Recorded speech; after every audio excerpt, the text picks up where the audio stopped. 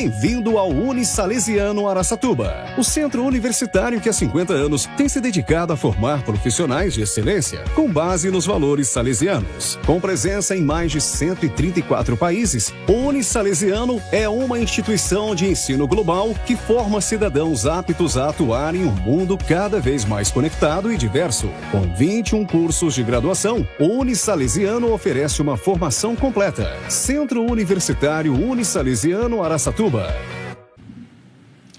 Olá a todos, nós vamos começar mais um podcast da Liga de Hematologia e Imunologia São Miguel Arcanjo, da Faculdade de Medicina Unisalesiano.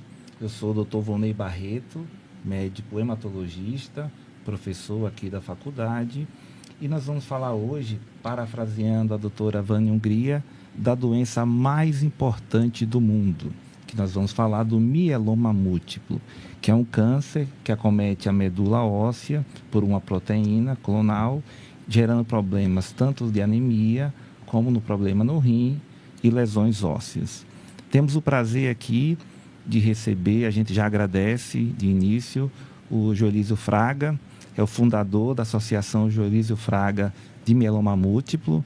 Ele é um paciente de mieloma múltiplo que, diante da doença, ele se mostrou resiliente e vai mostrar também a sua jornada de uma missão de conscientização e apoio, como ele trabalha hoje.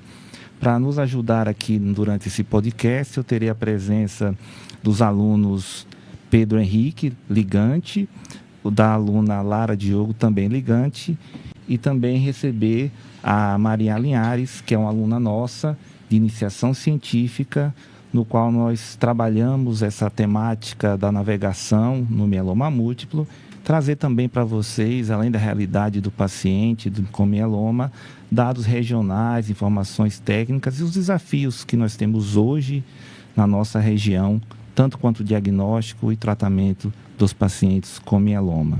Então, eu já vou agradecer a presença dos alunos e em especial do Joelísio, e vamos iniciar esse bate-papo, passando inclusive até para o Pedro fazer sua primeira pergunta e a gente fazer esse bate-papo. Lembrando que nós temos acesso ao chat, então se as pessoas tiverem interesse de alguma pergunta, fiquem à vontade que no final a gente vai ter essa oportunidade de interação. Bom, Joelísio, como sabemos, o mieloma múltiplo é uma das doenças de diagnóstico mais difícil de ser feito, ainda mais no contexto de saúde pública, né? E a gente gostaria de saber, com base na sua história, como que foi a sua trajetória até o diagnóstico, quanto tempo durou, quais foram os desafios e como que você chegou ao diagnóstico mieloma múltiplo. Tá. Primeiramente, muito obrigado pela oportunidade. É sempre bom para mim ter um espaço desse para divulgar o mieloma, né, e levar informação. Eu sempre falo que informação salva vidas. Há 12 anos atrás, eu tive um acidente, um passeio, e acabei fraturando a costela. 12 anos depois, essa mesma costela, comecei a sentir dores nela, né? Fui ao ortopedista, o ortopedista tirou uma radiografia que não detecta nada, olhou, falou, olha, você tem algum probleminha aqui nesse osso. Passou uma cinta e um anti-inflamatório. Inflamatório, eu estava sentindo muitas dores, o anti-inflamatório aliviou bastante naquele momento. 2 dias depois, essa mesma dor passou para as costas. E aí eu vi que tinha alguma coisa errada, né? Fui a um hospital da minha cidade, eu sou de Vitória da Conquista, na Bahia. Fui na emergência, e aí fizeram um exame de tomografia do tórax e do abdômen, um exame de sangue e urina.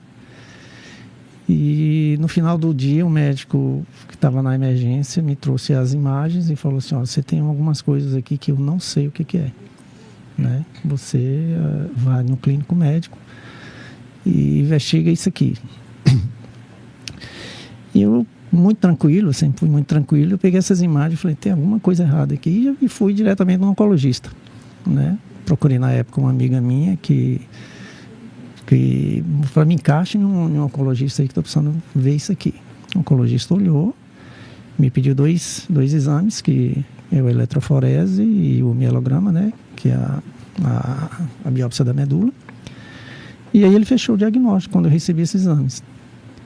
E ele me falou, você tem o mieloma múltiplo. Eu falei, o que é isso? Ele falou, é um câncer que acomete a medula. Eu falei, tem cura? Não tem cura, mas tem tratamento. Então vamos lá. De imediato, que é muito raro também, não sei se o doutor vai concordar comigo, que é o pedido das vacinas de proteção. Então ele falou assim, a primeira coisa que você vai no CRI, tome umas vacinas, porque com certeza a imunidade vai estar baixa e vamos iniciar o tratamento. Nisso eu sou paciente, né, sou cliente de um plano de saúde, então me enviou para Belo Horizonte, onde eu iniciei um protocolo de quimioterapia. Esse protocolo, ele viram se tinha disponível na minha cidade, né, tinha, e iniciei 4 ciclos. Durante os 4 meses, minha proteína começou a baixar, né, teve um controle com a medicação. Eu te falo que é uma experiência que eu não desejo para ninguém. Nesse primeiro mês eu tomei 96 comprimidos de morfina, que é uma dor insuportável. Né? E com a utilização do ácido zoledrônico, ele começou a controlar essas dores ósseas, né? Foi que comecei a ter uma condição melhor de encarar esse tratamento. E fiz a coleta de células. Essa coleta ficou um mês lá guardadinha para depois eu ir para o processo do transplante de medula autóloga. Eu gostaria de destacar que eu sou é raro nesse processo, durante 7 meses só, você ter um diagnóstico, tratamento, a coleta e o transplante.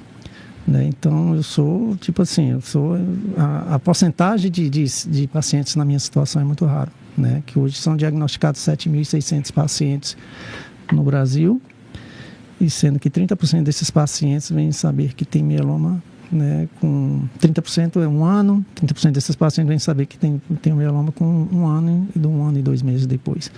E aí já está com sequelas irreversíveis. Perfeito. Então você já trouxe, Joelise, a questão da importância do diagnóstico precoce para uma doença óssea. Então provavelmente você tinha lesões ósseas, né, líticas, é isso, que justificavam uma metástase. E a partir daí foi feita a investigação com eletroforese e proteína sérica para a gente identificar o pico monoclonal. E o que é relevante a gente trazer que o mieloma, quando se tem um diagnóstico, você tem 2 caminhos para tratar uma doença ainda incurável. Então, por exemplo, você tinha quantos anos quando você fez o diagnóstico? 58. Então, geralmente os pacientes, até hoje a gente teve uma linha de 70, 75, se ele tiver sem doenças graves, ele vai ser submetido a um regime de indução, que são esses 4 ciclos que o Joelísio fez, e ele vai para uma consolidação para o transplante autólogo, que é o transplante de você para você mesmo. E a partir daí você vai seguir com uma manutenção. Os pacientes que são idosos, que não são elegíveis a transplante, eles vão fazer uma indução, e aí você tira o transplante e já vai para uma segunda fase de manutenção. Então, realmente, a gente vai ter dados aqui da região que a sua situação de 7 meses Sim. já está pós-transplante, Sim. com doença controlada. Você viu que ele falou, eu tinha um pico clonal e a minha proteína ela já foi baixando até negativar. A Lara tem uma pergunta para fazer para você também. A gente queria também saber, quando o senhor começou o tratamento, né, o senhor comentou da dor, que era insuportável também. Quais efeitos colaterais que o senhor sentiu?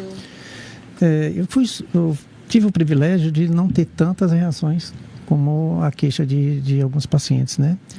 Mas, por incrível que pareça, a medicação que mais me causou problema foi a dexametasona, né? Que foi, não dormia, você não comia direito, enfim, você tinha um descontrole nisso aí, né?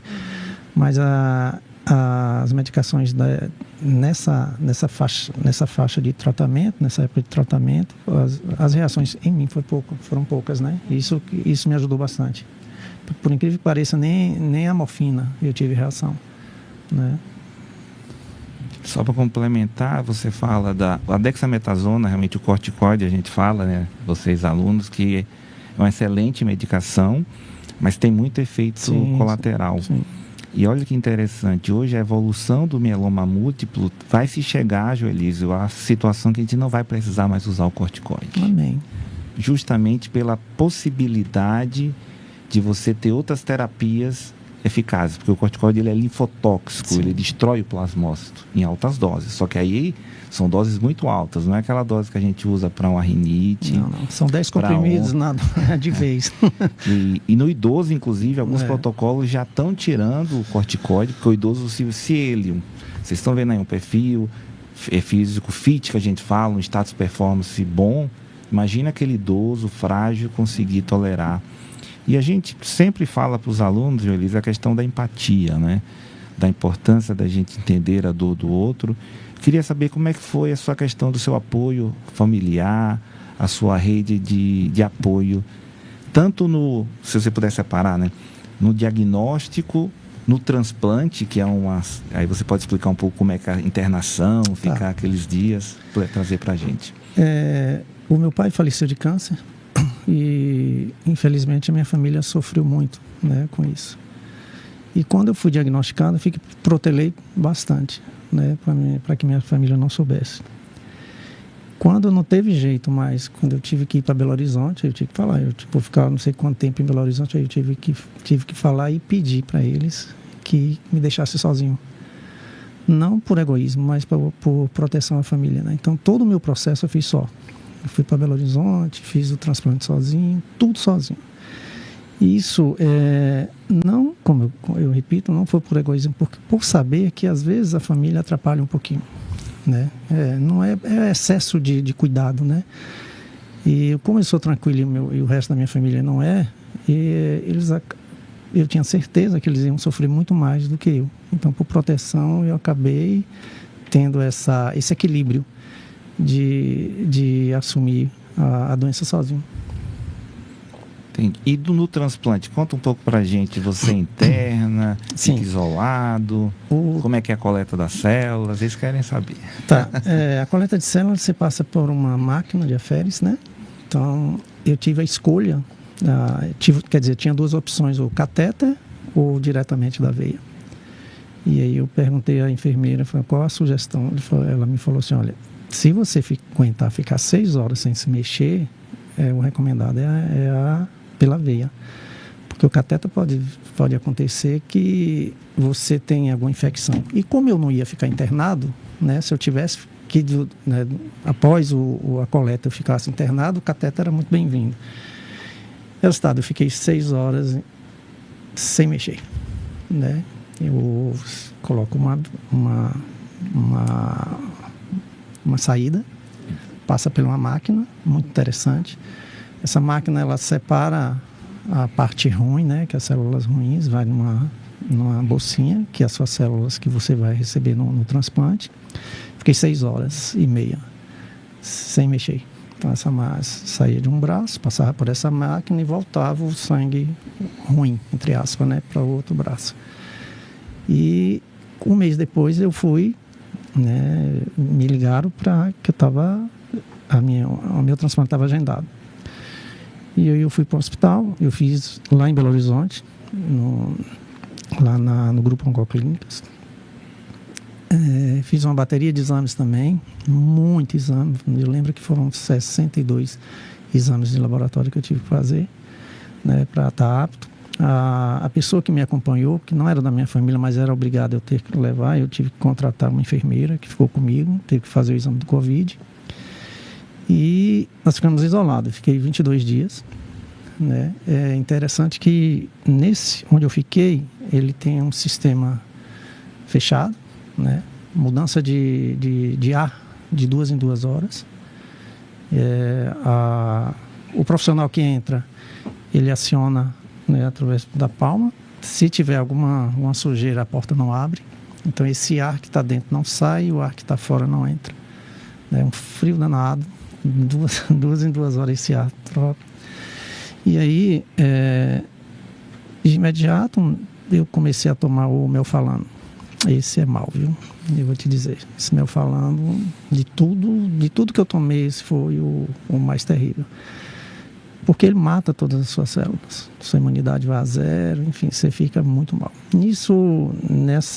No meu transplante, eu tive água no pulmão, tive infecção, muita mucosite, né? Por mais que eles... Explica para eles o que é que você sente na mucosite. A mucosite, sabe o que é uma afta?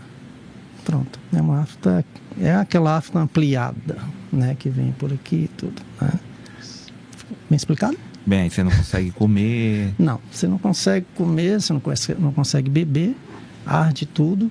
E olha que você tem todo um tratamento profilático, que ele vem com laser, né? Vai te dar todo um tratamento. Eu tomei muito chá de camomila, né? Enfim, mas mesmo assim, a mucosite veio com tudo. E por incrível que pareça, tomei bolsa de plaqueta, né? Tive infecção, febre, enfim. E por incrível que pareça, eu dormi com a mucosite e acordei sem ela, quando a medula pegou. Muito interessante. Então você sentia que quando de manhã eu fui engolir a saliva, quando você engolia a saliva, saía rasgando tudo, sua garganta. E aí acordei num 10º dia, né, que minha medula pegou no 10º dia, e aí fui engolir e desceu normal. Eu falei, olha, que beleza. Aí minha médica liga, a gente sempre falava no WhatsApp, falou, ela acompanhava, tal, sua medula pegou. Falou, beleza. E depois disso, com 2, 3 dias, eu recebi alta. Na alta, eu fiquei 8 dias no hotel, né? E voltei para o hospital, fiz uma bateria de exames de sangue também. Aí meu médico falou, você está apto a voltar para casa. Perfeito. Só para entender que é a felicidade da pega da medula, né? Então, o que seria essa pega da medula? Então, ele usa o Melphalano, né, que ele falou aí que... É terrível. Na realidade, ele faz uma quimioterapia ablativa. Ele destrói tudo, inclusive a medula, numa tentativa de você repovoar essa medula com uma célula-tronco não doente. Então, nesse período que ele está, a gente fala de aplasiado, então ele não tem defesa nenhuma. Sim. Daí a importância da questão do isolamento. E aí, por exemplo, como ele está aplasiado, então ele toma plaqueta, então ele tem que fazer um suporte de sangue. Hoje, obviamente, a gente melhorou muito essa estratégia, esse suporte de antibiótico. E a pega nada mais é do que todo dia você vai fazendo hemograma, aí chega naquele tal dia, aparece a hemoglobina 10, aparece a plaqueta 50, 60 mil. O neutrófilo não é mentira não, ele fica lá 300 total, leucócitos totais. Então realmente, aí aparece sustentado com neutrófilos acima de 1000, então teoricamente se houve essa pega, e aí a tendência agora é caminhar e fazer os controles para que essa consolidação do mieloma permitiu que aquele pico monoclonal, que às vezes ainda tinha um pouco, você consegue zerar, melhorar a resposta. A gente vai falar da questão da cura do mieloma. Outro sintoma também que dá muita diarreia. Diarreia é terrível. Descama tudo. Em todos os sentidos. Não é fácil, não. Mas assim, tem bastante estrutura de retaguarda, de terapêutica para conseguir vencer isso, sem uma infecção grave, sem uma sepse, sem uma translocação bacteriana. Ótimo. Acho que a Maria agora ela teve a oportunidade, junto com as alunas de iniciação, de entender um pouco a realidade do mieloma aqui em nossa região, porque nós temos a felicidade de participar do GBRAM, que é o Grupo Brasileiro de Mieloma Múltiplo, faz um trabalho muito importante para essa doença, e a gente tem um registro, então a gente conseguiu registrar que tem alguns dados, inclusive, da realidade nossa do SUS, porque a gente não tem um serviço de transplante de medula aqui em Araçatuba, como você não tinha na sua cidade de Vitória da Conquista. Fala um pouco aí, Maria, do que você viu, do que você conheceu. Primeiro, assim, eu achei bem importante ouvir esse relato do senhor, porque aqui, infelizmente, a realidade de muitos pacientes a gente vê que é outra, né? Sim. De ter acesso, tudo. Em relação aos transplantes, quando a gente estava fazendo a nossa pesquisa, a gente viu que a taxa de transplante é muito baixa aqui. Então, isso acaba sendo um desafio muito grande que a gente enfrenta na nossa região. E tem muito... Porque, assim, a maioria dos pacientes, eles têm dificuldade, assim, ou eles são diagnosticados muito tardiamente, né? Que eu sei que essa é uma luta do senhor também, para a gente conseguir diagnosticar cada vez mais precocemente esse câncer. Então, assim, eles têm dificuldade de chegar ao transplante, seja por essa dificuldade de acesso ou por diagnóstico tardio, né? Então, por isso que é tão importante esse trabalho, a gente está falando sobre essa doença e cada vez mais pessoas puderem saber sobre isso. Se eu não estou enganado, a gente chegou na porcentagem, acho que de 10, 12% apenas dos pacientes submetidos a transplante autólogo. E você falou, ele fez 4 ciclos de indução e já seguiu para o transplante. A gente tem pacientes no SUS hoje que fazem 7, 8, 10 ciclos. Por quê? Porque simplesmente ele não consegue... Tem vaga, né? Vaga no serviço de transplante. Eu conheço uma paciente com 12 ciclos. Então, isso é o que a gente quer mudar. Além de a gente ter o acesso precoce, diagnóstico precoce, ela vai falar também um pouco do que a gente está fazendo, tentando implementar na navegação, esses sinais de alarme, que você, por exemplo, depois você pode falar da ação que houve hoje, justamente para a gente melhorar muito esse cenário. E a gente é inconformado, né? Então, a gente sempre vai querer melhorar. Acho que o Pedro tem uma pergunta. Você se considera curado dessa doença? Com o passar de todos os tratamentos? Eu sempre falo que a cura está na cabeça da gente, né? Está na determinação. E quando você tem um tratamento de qualidade, eu vejo hoje que eu tenho uma doença crônica, né? E que a gente está cuidando dela. Eu poderia estar... Talvez o mieloma hoje, na minha situação, é pior do que uma diabetes, pior do que uma hipertensão, né? No meu caso é assim, né? Então, na minha cabeça está curado. Né? Isso é importante porque você fica com sua... Sei lá, você fica mais leve a coisa. E você encara, porque eu convivo com tristeza, com morte quase todo dia. Então, primeiramente, eu tenho que me blindar, tenho que me cuidar, estar leve, livre, assim, sabe? Tranquilo, para que eu possa acolher o próximo. Só acrescentando, então vamos pensar no sentir bem, sentir sem doença. Sim. Então você tem muita questão das dores. Como é que foi essa evolução da dor? Você não tem dor nenhuma? Hoje eu não sinto dor nenhuma, né? Eu acredito que tenha sido uma medicação correta, né? Certa. Eu fui muito disciplinado. A minha queixa maior era as dores ósseas, né? Acho que com o ácido Zometa, né? Esse Zometa, eu tomei 24 doses, apesar que você tem todo um cuidado com um medicamento muito forte, né? Causa necrose, enfim, você tem que ter todo um cuidado com ele, mas ele foi um medicamento, para mim, fundamental para eu ter a qualidade que eu tenho hoje com relação às dores. Então, só por quem já passou... Você quer perguntar? Eu gostaria. O senhor comentou que se sentiu privilegiado por poder ter conseguido fazer o transplante rápido, considerando outros pacientes que não tiveram. E como que o senhor vê a questão da sua saúde mental, assim, da sua determinação durante o tratamento e também até agora do senhor se sentir curado? É uma coisa única mesmo? Não vem outros pacientes, assim? Como que... Olha só, minha irmã sempre fala que a NASA precisa me estudar. Do jeito que eu estou aqui, eu recebi o diagnóstico. E do jeito que eu estou aqui, eu tive todo o processo. Entendeu? Eu sempre coloquei assim, as dores, vai passar. A diarreia, vai passar. Eu sempre pensei assim, positivamente. Entendeu? Então, eu te falo que o câncer não me abalou em nada. Às vezes as pessoas falam, não, esse cara não existe, não é mentira, porque... eu tento, até com a minha experiência, desmistificar o câncer, né? Dizendo que o câncer não é fim, o câncer não é uma sentença. No podcast que eu fiz até semana retrasada, e falei sobre isso, que você toma um medicamento para o câncer e fala, meu Deus, será que esse remédio vai me fazer bem? Mas você toma 10 para o coração de uma boa, sabendo que o coração mata também, muito mais do que o câncer, né? Então a gente tem que quebrar isso aí. Mas para você ter esse equilíbrio, você precisa ter um diagnóstico cedo, tratar certo, né? Isso não é todo mundo, principalmente o paciente do SUS, que vai ter esse privilégio de falar o que eu estou falando aqui, porque eu sei o que eles passam. O senhor estava até comentando antes da gente entrar aqui sobre o custo do tratamento. É muito caro. Pra você ter ideia, eu tomo um lenalidomida, né, que é um medicamento de ponta, que infelizmente o SUS não disponibiliza. Ele custa 33 mil, uma caixa com 21 cápsulas. né? É muito caro, né? Então, o doutor vai confirmar, é um medicamento que te dá qualidade hoje para o paciente de mieloma. Infelizmente, o paciente do SUS tem que judicializar para conseguir. Muitos, quando sai a sentença, já vem a óbito. Oi. Perfeito. Só para continuar dessa fase aí da sua, a gente está passando agora do pós-transplante, né? Sim.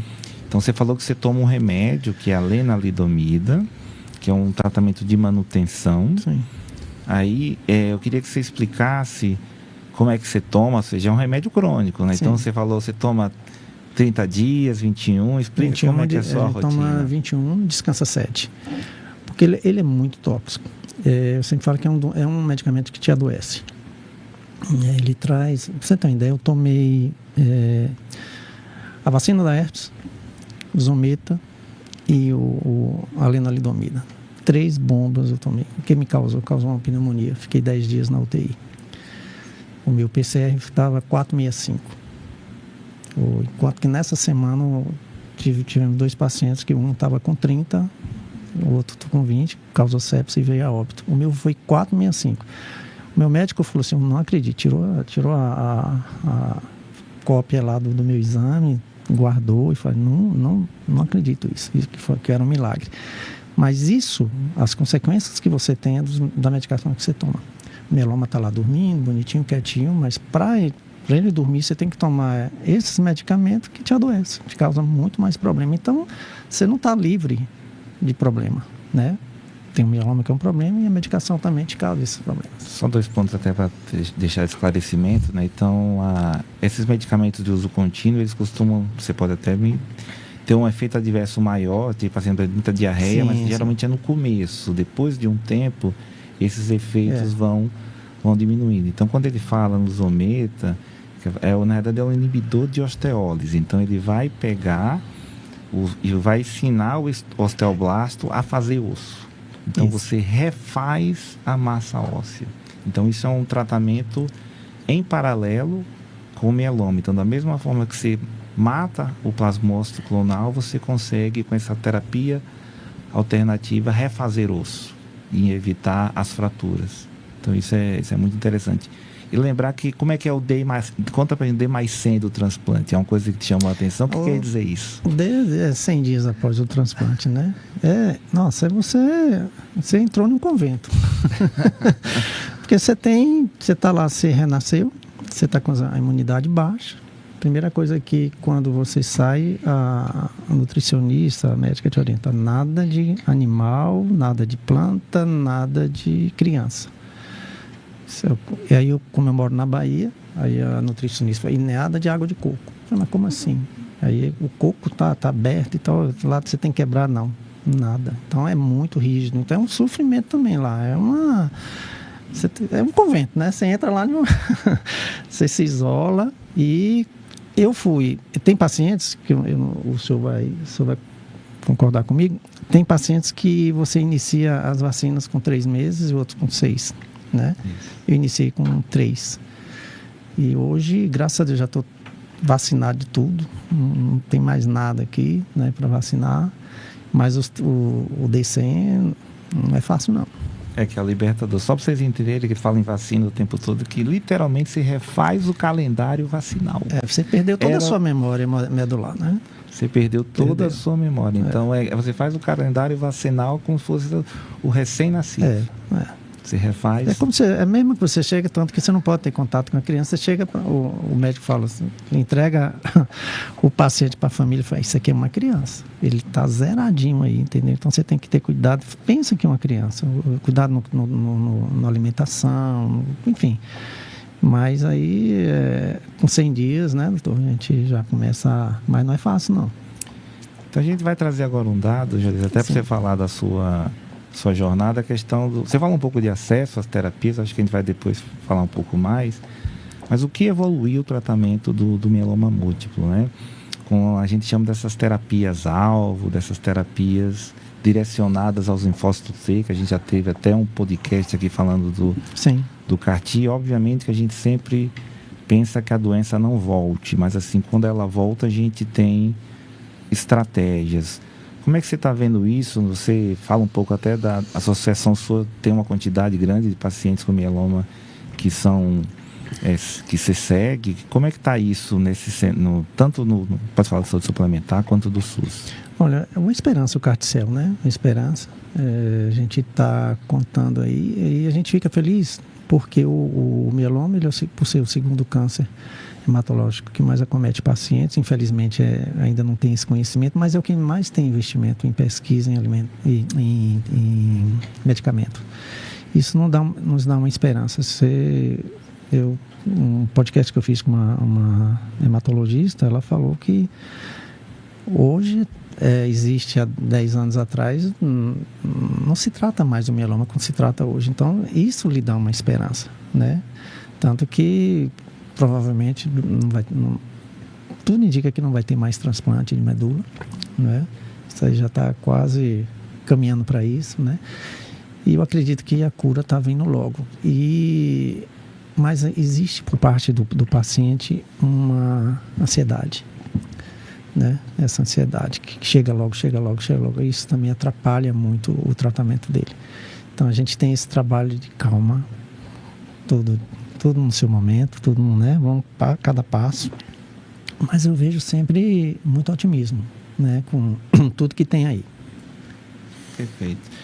Eu acho que a gente podia entrar agora, não sei se está aqui, como é que foi esse seu start para a sua associação, para você trabalhar com esse terceiro setor? Como é que isso surgiu?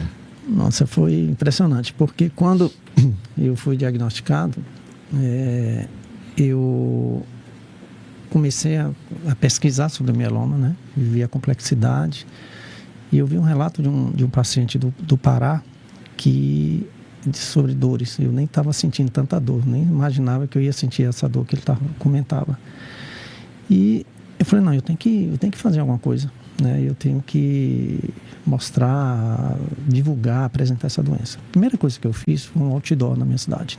Eu tenho um outdoor de todo tamanho lá e coloquei, você pode ter o mieloma e não sabe. Eu tenho mieloma, você pode ter e não ter.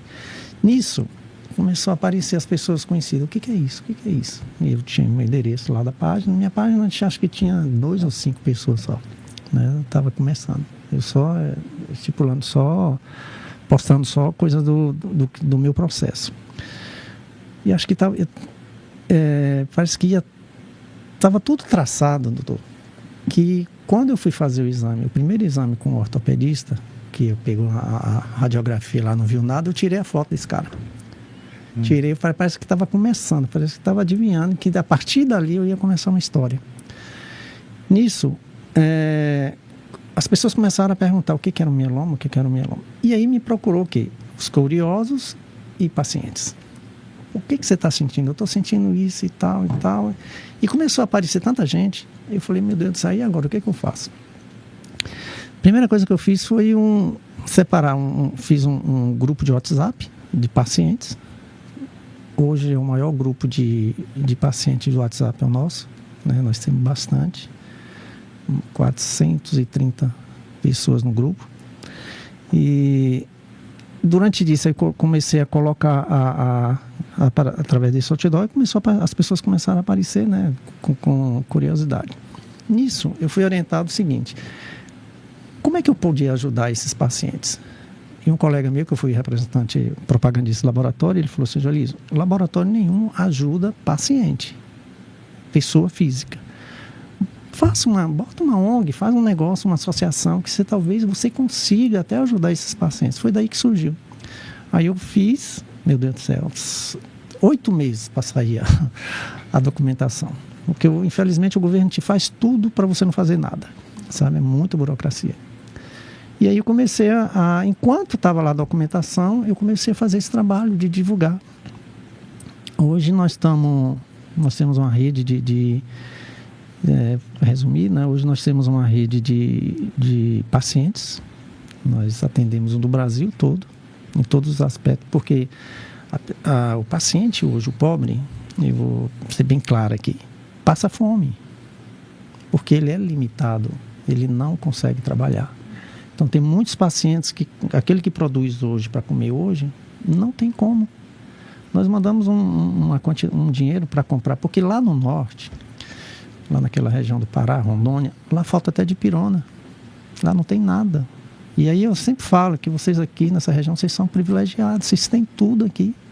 Principalmente para tratamento do câncer, do tratamento oncológico, vocês estão no céu. Lá nós temos pacientes no norte que vai fazer quimioterapia de barco. Aqueles barquinhos, sabe? Uma viagem 100 quilômetros. Ele fala, eu não sei o que é pior, minha viagem, ou se é tomar quimioterapia, e eu tomo a quimioterapia e volto acabado. Entendeu? Então, não, eu falei, então vamos ter que fazer alguma coisa. Então, eu acabei criando essa associação para dar esse apoio a esses pacientes. Eu lembro que o paciente que nós mandamos um dinheiro para ele comprar o medicamento, dipirona, dexametasona, ciclovia. Ciclovia a gente toma muito por conta da a imunidade baixa, você tem que tomar por conta da herpes. Ele pegou o dinheiro e comprou comida, porque não tinha, Porque não tinha. E depois mandamos dinheiro também de novo, enfim. Resultado. Eu explorei muito a rede social, porque a rede social avisa, comunica, divulga, E eu comecei a investir muito em lives. E nas lives, eu já posso falar por que eu estou em Lins? Pode. Por que eu vim parar em Lins? Eu morei em Ribeirão Preto, nunca vi falar em Lins na minha vida. Nisso, nós temos um paciente de São Carlos, ele ficou tetraplégico. O pessoal de São Carlos levou ele para Jaú para morrer lá, porque já não tinha mais condição. Nisso, a doutora, uma hematologista, que é a nossa amigona, a doutora Daniele Cosme, você viu falar, Daniele Cosme, ela chegou assim, na minha mão você não morre, e começou a tratar ele. Ela foi para São Paulo e deu a sequência do tratamento com a doutora Juliana Vitor, que hoje é a nossa embaixadora também, é a nossa parceira lá no Amaral Carvalho. E ele começou, aí eu falei, Divaldo, vamos fazer uma live, porque você tem isso, você sofre pra caramba, tem tetraplégico e você quer viver, você está batendo de frente com todas as limitações que você está batendo de frente com o mieloma. E tem pacientes que têm 10% dos problemas seus e está lá querendo morrer. As pessoas precisam te conhecer. Nisso, nós fizemos uma live. Ele e a doutora Juliana. E com Marli, que fez contigo. E aí fez uma live. Nessa live, teve a Márcia, que é de Lins. E ela viu uma frase no meu Instagram que fala, o câncer pegou o cara errado. Que a mãe dela tinha falecido também de câncer. Nisso, nós começamos a bater papo e tal. Porque o que eu fiz para divulgar a doença? Eu falei assim, eu não vou chamar doutor Vonley e botar numa praça e falar de câncer. Não ia ninguém para. Então, eu vou fazer corrida de rua. Aí fiz corrida de rua, fiz festa, Salvador fiz Olodum. E aí começou gente, e o pessoal lá, ó, mieloma, tá pulando lá, ó, mieloma, sabe? E aí chegava lá pulando, não sabia nem matar, aí parava, interessante. Aí muita gente começou a ter acesso à doença através de uma forma mais lúdica, mais alegre, enfim, Aí eu vim para aqui para Lins fazer uma corrida, 700 pessoas corridas. Foi show de bola a corrida. E aí eu fui na Câmara de Vereadores, apresentei a doença. Nisso, o vereador Tucci, ele falou assim, eu vou te ajudar. Aí caiu aquela ficha. Eu tinha a ONG estava na Bahia, a Bahia só te ajuda para festa, só te ajuda para micareta, não sabe? Mas a realidade é essa. Não te ajuda, você fecha a porta para você em todos os aspectos. E aí ele falou assim, eu te ajudo. Eu falei, pronto, eu vou trazer a ONG para aqui. E aí, como Deus administra as coisas, a gente só faz obedecer, Lins está no meio aqui das principais cidades. Quantos pacientes nós já trouxemos de todo canto para cá? Hoje nós temos uma parceria muito forte com o Amaral. Pra você ter uma ideia, o tempo de início de tratamento de pacientes do SUS são 3 meses, acho que é 3 meses. Nós já colocamos paciente com 4 dias. Via associação. O câncer não espera, E aí, falei, vou transferir para Lins. nós já temos hoje no Brasil 150 profissionais voluntários, entre médicos, psicólogos, nutricionistas, enfermeiros, enfim, que acolhe, orienta e acompanha esses pacientes. Nós temos um grande parceiro, que é o Hospital Amaral Carvalho. Esse é fundamental, porque hoje o hospital ele é o maior hospital da América Latina em tratamento de transplante de medula, né? Então, a gente, graças a Deus, tanto que a gente tem um trabalho, aí o diretor chegou assim, falou com a Márcia, que é a nossa representante aqui em Lins, falou, toma conta das crianças, aquelas criancinhas tudo carequinha, tudo bonitinho, como é que fala não, né? Aí nós começamos a tomar conta também das crianças, para ampliar, não estava nem no nosso projeto, mas como é que diz não para uma criança, né? Enfim, e aí foi tomando, e hoje é uma viagem sem volta. Perfeito, acho que isso entra muito no nosso trabalho de iniciação científica, da questão do diagnóstico precoce. Sim. Da jornada do paciente, da linha de cuidado. Então, Maria, fala um pouco do que você viu e do que está até para tentar pensar numa parceria, né, sim, futura do é necessário. O que você viu lá nessa sua pesquisa? Então, a gente tem a lei dos 30 e dos 60 dias, né, que seria uma lei que já deveria estar garantindo a todos os pacientes um início rápido do tratamento aqui pelo SUS. Mas a nossa pesquisa a gente viu que isso não acontece, né? A gente viu várias barreiras, assim, que... Para quem está assistindo, 30 é para o diagnóstico e 60, né? Para precisar, o que é 30 e 60, né? Que deveria garantir esse rápido acesso, né? Igual o senhor falou, que as pessoas ficam, às vezes, 4 meses, às vezes muito mais, né? E é admirável ver o trabalho da sua associação, que às vezes, de forma tão rápida, consegue garantir ao paciente esse acesso, né? Então, assim, a gente observou que muitos pacientes, eles demoram meses entre os primeiros sintomas e o diagnóstico.